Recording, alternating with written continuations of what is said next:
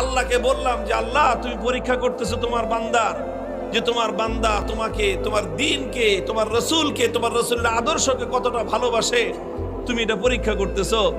আর এই পরীক্ষা করার জন্য জীবন দিছো মাত্র কয়টা? একটা মাত্র জীবন দিছো। আর ওই একটা জীবন দিয়ে আল্লাহ তোমাকে কিভাবে দেখাবো যে আমি তোমাকে আর তোমার দ্বীনকে কতটা ভালোবাসি?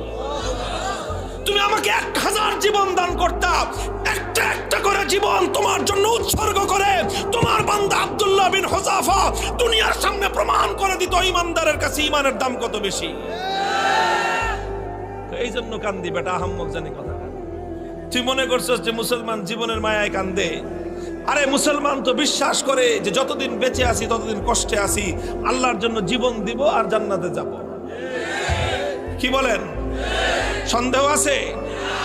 আল্লাহর জন্য জীবন দেওয়ার মধ্যে আর জান্নাতের মধ্যখানে কোনো দূরত্ব নাই, কোনো দূরত্ব নাই। তুমি জীবন দিবা আল্লাহর জন্য আর জান্নাতে যাবা।